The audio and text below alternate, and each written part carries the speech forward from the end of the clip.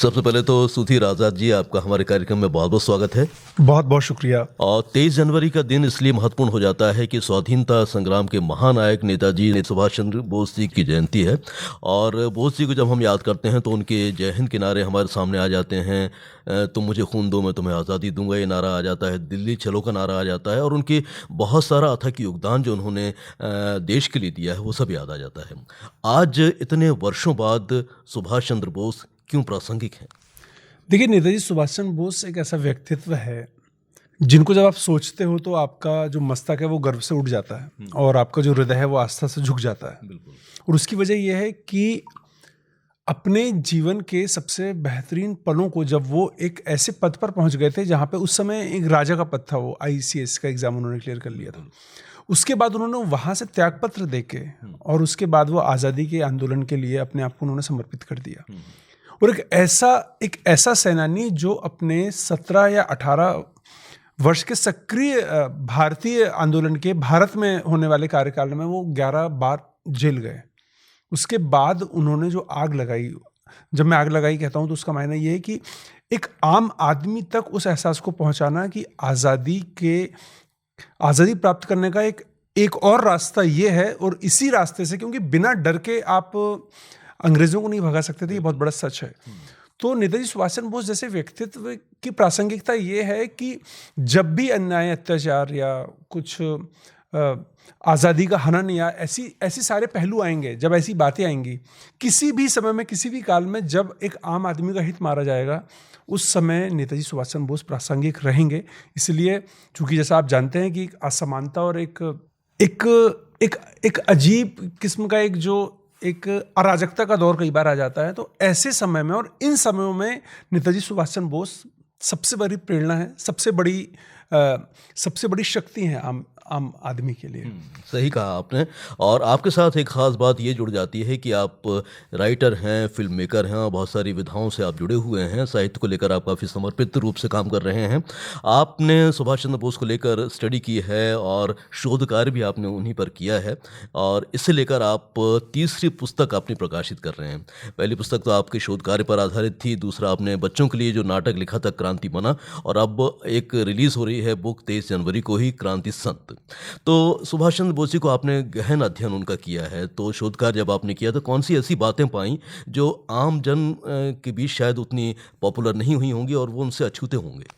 एक सबसे बड़ी बात जो नेताजी सुभाष चंद्र बोस के व्यक्तित्व को लेकर मुझे लगती है, जो हमेशा मुझे याद रहती है समानांतर रूप से, चाहे वो एक विद्यार्थी रहे हों, चाहे वो एक बड़े नेता बन गए हों, चाहे वो एक बड़ी सेना के नायक बन गए हों, चाहे वो उस समय की कांग्रेस के अध्यक्ष बन गए हों, अपने सारे रूपों में, कह सकते हैं अपनी सारे कर्तव्य बोध के समय उनका एक सबसे बड़ा जो उनका विचार है वो ये है कि आप जहाँ हैं, आप जैसे हैं, जिन परिस्थितियों में हैं, वहाँ पर अपनी भूमिका निश्चित कीजिए और उसके लिए समर्पित हो जाइए।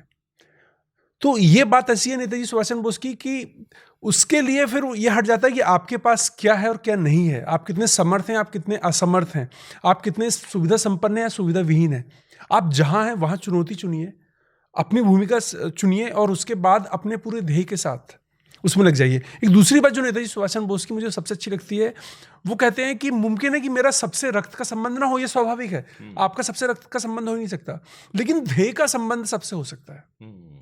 तो नेताजी सुभाष चंद्र बोस जी कहते हैं कि प्रत्येक भारतीय मेरा अपना है, क्योंकि प्रत्येक भारतीय से मेरा ध्येय का संबंध है और वो ध्येय आज़ादी है। तो ये चीज़ जब हम कहते हैं ना बड़े लोग, तो ये बड़ा होने का मायना ही ये है कि उनकी सोच इतनी बड़ी होती है, उनका अंतस इतना विशाल होता है कि कोई अपरिचित भी उनका सबसे ज़्यादा अपना हो जाता है। और यही जो सोच है और जो महान सोच जैसे हम कहेंगे, उसी के बल पर देश में आज़ादी की अलग जगी और बच्चा बच्चा उनके आंदोलन से जुड़ गया और देश धीरे धीरे आज़ादी की कगार पर पहुंच गया और आज हम विकास की नई गाथाएं लिख रहे हैं। तो हम जानना चाहते हैं सुधीर जी, आपकी जो नई पुस्तक आ रही है क्रांति संत, अपने आप में बहुत अच्छा नाम है, इसके बताएं कि इसमें क्या खास आपने पहलुओं को उजागर करने की कोशिश की है जो कि नेताजी सुभाष चंद्र बोस से जुड़े हुए हैं? सबसे जो एक केंद्रित विचार या जो केंद्र का विचार था इस किताब को लेकर मेरे जहन में वो ये था कि आज के बच्चे जो अपेक्षाकृत नए साधनों की अधिकता की वजह से हमारे गौरवशाली इतिहास से छूट रहे हैं। अच्छा, इसके लिए मैं उनको भी दोषी नहीं ठहराता, जो भी कारण हो, लेकिन मैं ही चाहता हूं कि इतना विशाल व्यक्तित्व, इतना विराट व्यक्तित्व, इतना गौरवशाली अध्याय जो हमारी आज़ादी की बुनियाद है, उनका व्यक्तित्व और कृतित्व वो बच्चों के सामने आए। आपको मैं बताऊं, जैसा आपने भी जिक्र किया था कि क्रांति संत जो है ये भी बाल नाटक ही है, लेकिन इसकी परिधि मैंने बड़ी की है। उनके जन्म से लेके उनकी आईसीएस के एग्जाम से त्यागपत्र देने तक के कथाक्रम को मैंने इसमें लिया है। और इसमें मैंने ये कहने की कोशिश की है कि एक बच्चा कैसे सिर्फ अपने एक छोटे से विचार से पूरे राष्ट्र को उससे जोड़ सकता है। मैं एक छोटा सा किस्सा आपको सुनाता हूँ जो इसमें है, और आपने भी जिक्र किया है कि इस किताब की जो खासियत है वो ये है कि जब नेताजी सुभाष चंद्र बोस 7वीं में पढ़ते थे और अगले दिन 11 दिसंबर था, और जब नेताजी को पता चला कि आज ये पहली बरसी है खुदीराम बोस की, और खुदीराम बोस वो शख्स हैं जिनको आज़ादी के एक आह्वान के लिए अंग्रेज़ों ने फांसी दे दी थी। तो उन्होंने सोचा कि मैं क्या कर सकता हूँ। तो वो बैठे थे और गुमसुम नाश्ते की जब छुट्टी होती है विद्यालय की, तो वो बैठे थे वहाँ पे, और उनके दोस्त ने आके पूछा कि तू आज नाश्ता क्यों नहीं कर रहा है।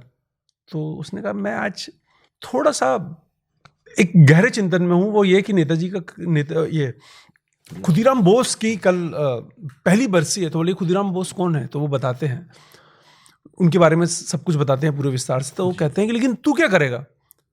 तो बोले एक हमारे शहीद ने अपना सब कुछ राष्ट्र के लिए त्याग दिया, तो मैं देखना चाहता हूँ कि त्याग कितना सुखद होता है।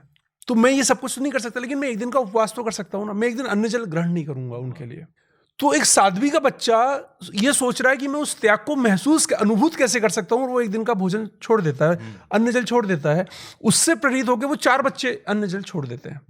अगले दिन वो 5 बच्चे उपवास रखते हैं। जब ये खबर विद्यालय को पता चलती है तो उसके अगले दिन पूरा विद्यालय उपवास रखता है, और उसके अगले दिन पूरे कटक में ये खबर फैल जाती है और पूरा कटक शहीद खुदीराम बोस पे उपवास रखता है। तो आप सोचिए कि एक विचार कैसे एक आंदोलन बनता है। तो मैंने ये बताने की कोशिश की इस नाटक के माध्यम से कि एक छोटा सा विचार अगर वो सांस लेता है, अगर उसका देह पवित्र है, अगर उसकी नीयत साफ है, आपके साथ पूरा समूह हो सकता है। आज भी बहुत बेहतरीन लोग हैं, बहुत जिंदा लोग हैं, उनकी सोच है, और मेरा मानना ये है कि अगर आप अच्छा काम करते हैं, आपकी नीयत साफ है, तो हर कोई आपके साथ है। बिल्कुल सही कह रहे हैं आपने। और ये जो उदाहरण आपने दिया है कि एक चिंगारी कितनी बड़ी आग बन सकती है और किस तरीके से एक बड़ा आंदोलन का रूप ले सकती है, वो इस पढ़ने को मिलेगा इस पुस्तक के माध्यम से। और कौन से ऐसे खास बात हैं जो पहले शायद हम नहीं जानते थे और इस पुस्तक के माध्यम से सामने आएगा लोगों के? एक और पहलू ये है जो नेताजी सुभाष चंद्र बोस के बारे में, कि नेताजी सुभाष चंद्र बोस बचपन में, चूंकि मन अशांत था, बेचैनी थी परतंत्र राष्ट्र की, बेचैनी थी कि मैं किस दिशा में जाऊं, बेचैनी थी मेरा पथ क्या होगा। तो वो एक बार घर से भाग गए थे बहुत छोटी सी उम्र में, और वो एक बहुत गहरे वन में दूर कहीं अंदर चले गए थे, जहाँ पे एक तपस्वी उनको मिले। और चूंकि अब हम कहते हैं ना कि जो वाकई बड़े लोग होते हैं वो बड़े लोग होते हैं, तो उन्होंने जैसी आंखें खोली, वो सामने सुभाष थे, एक बच्चा था, वो देख के पहचान गए कि ये इसके मन में क्या है। तो उन्होंने कहा कि मैं देश की आज़ादी के लिए कुछ करना चाहता हूँ, लेकिन मुझे न शांति है मेरे अंदर, न मैं संघर्ष का पथ निश्चित कर पा रहा हूँ। तो आप मुझे बताइए कि मैं अपने आप को कैसे तैयार करूँ, मैं साधना करूँगा, मैं बहुत गहरा बड़ा तप करूँगा, मुझे सर्दी गर्मी धूप बारिश मुझे किसी से डर नहीं है, मुझे यहाँ के इस सन्नाटे से डर नहीं लगता, मुझे इन गहरी कंदराओं से डर नहीं लगता, मुझे यहाँ के बड़े बड़े उन पशु पक्षी जानवरों से डर नहीं लगता। आप मुझे बताइए, मैं अपने आप को तैयार करूँगा। तो वो कहते हैं कि बेटा, तुम्हारा जो ध्येय है और तुम्हारी जो तप भूमि है वो ये नहीं है, तुम्हारे ध्येय की तप भूमि समाज है। समाज के बीच जाओ, अपने आप को बड़ा करो, तैयार करो, शक्तिशाली करो, और उसके बाद अपने ध्येय के लिए लग जाओ। तो आप देखिए, एक बच्चे को अपना रास्ता चुनने के लिए वो कितना भ्रमित रहता है, लेकिन उसके बाद उन्हें लोग मिलते हैं, वो वापस आते हैं, माता पिता से माफ़ी मांगते हैं, और उसके बाद फिर वो लग जाते हैं, और फिर वही बंदा नेताजी सुभाष चंद्र बोस बन जाता है। बहुत सुंदर, बहुत सुंदर। तो सुधीर जी, जब कोई लेखक होता है, जब अपनी कृति की रचना करता है तो उसके मन में बहुत सारे ख़यालात होते हैं, बहुत सारे विचार होते हैं कि इस पुस्तक को रचने के पीछे मकसद मेरा ये है, और इस पुस्तक को जब पाठक पढ़ेंगे तो उनके मन में अलग एक विचारों का जो विचार जो कौंधेंगे वो अलग होंगे। तो आपने क्या सोचा था इसको रचने के पहले कि इसका क्या परिणाम होगा इस पुस्तक का? मैं ये सोचता हूँ कि जब बच्चे ये पढ़ेंगे, विद्यार्थी वर्ग खास तौर पे, वो पूरा आप कॉलेज तक ले सकते हैं, कि एक आत्माभिमान होता है, एक अपनी राष्ट्रबोध से जुड़ने का एक बंध होता है, जिसको हम एक राष्ट्रीय संबंध कह सकते हैं। इसके साथ साथ एक आत्मगौरव की अनुभूति होती है। देखिए, आप इस बात से बिल्कुल सहमत होंगे कि हम अपनी जड़ों से रस ग्रहण करते हैं जी। और मुझे ये लगता है कि ये जो किताब है, ये किताब वो पानी है जो जड़ों पे जाएगा, और जड़ों पे पानी देते हैं तो दरख्त मजबूत होते हैं, लेकिन अगर आप दरख्त के पत्तों पे पानी देंगे तो वो सड़ जाएंगे। तो मेरी कोशिश है कि उन जड़ों पे पानी दिया जाए, जिससे कि उनके अंदर ये राष्ट्रबोध, उनके अंदर ये आत्मगौरव का भाव आए, जिससे कि वो अपने गौरवशाली भारतीय इतिहास से जुड़ सकें और अपने आप को आने वाले समय के लिए तैयार करके उस भारतीयता के लिए, उसके उत्कर्ष के लिए बड़ा काम करें। बहुत सही कहा आपने। तो उम्मीद करते हैं कि आपकी ये जो क्रांति संत पुस्तक है इसी संबंध में एक नई विचारधारा को जन्म देगी, और हमारे बच्चे हैं जो हमारे आने वाले कल के कर्णधार हैं, उनको एक नई बातों से भी वाकिफ़ होंगे। चलते चलते आप क्या कहना चाहते हैं कि इतने बरस गुजर गए, नेताजी को हमसे जुदा हुए, आज हमें उनसे क्या सीख लेने की आवश्यकता है और किस प्रकार के उनके पहलुओं को जीवन में उतारने की आवश्यकता है जो देश की तरक्की में, देश के विकास में सहभागी बन सकें और हम अपने देश को विश्व पटल पर नई पहचान दे सकें? सबसे बड़ी चीज़ ये है कि अपने आप को तैयार करना बहुत सकारात्मकता के साथ, अपने एक सामर्थ्य के साथ, एक सही ध्येय के साथ, एक सही सोच के साथ, एक सही पथ के साथ, हमारे आसपास जितनी विकृतताएं हैं उनसे अपने आप को दूर रखते हुए एक अपना बेहतरीन व्यक्तित्व तैयार करना, जो सांस्कृतिक रूप से बहुत ज़्यादा पुष्ट हो। जैसा कि बहुत कम लोग जानते होंगे, मुमकिन है कि स्वामी विवेकानंद को नेताजी अपना गुरु मानते थे। तो ऐसे सूर्य से जब आभासित होते हैं तो आपका कद, आपकी कुव्वत बहुत ज़्यादा बढ़ जाती है, राइट?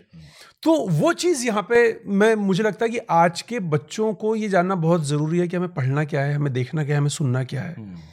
और नेताजी में ये सारी चीज़ें हैं। मैंने एक कविता लिखी है इस किताब में, उसके चार वो सुनाता हूँ कि कविता है मापदंड, कि तुम जिंदा हो, क्या तुम सांस लेते हो, क्या तुम जानना चाहते हो तुम में जिंदगी कितनी है। चलो मैं एक नाम लेता हूं और ये नाम सुन के अगर तुम्हारी मस्तक की विशालता बढ़ जाए, तुम्हारी आंखों की परिधि व्यापक हो जाए, तुम्हारी सांसों की रफ्तार तेज हो जाए, तो तुम समझना तुम जिंदा हो। चलो मैं एक नाम लेता हूं, मापदंड तुम्हें देता हूं, नेताजी सुभाष चंद्र बोस। बहुत सुंदर, बहुत सुंदर। मतलब पंक्तियां भी बहुत कुछ कह रही हैं आपकी, और निश्चित रूप से ये इस किताब के माध्यम से नेताजी सुभाष चंद्र बोस जी के व्यक्तित्व को और भी करीब से जानने का लोगों को अवसर मिलेगा। और जैसे कि ये राष्ट्र प्रेम से बढ़कर कुछ भी नहीं है, तो हम ये भी समझ पाएंगे कि देश के लिए हमारा योगदान कितना महत्वपूर्ण है।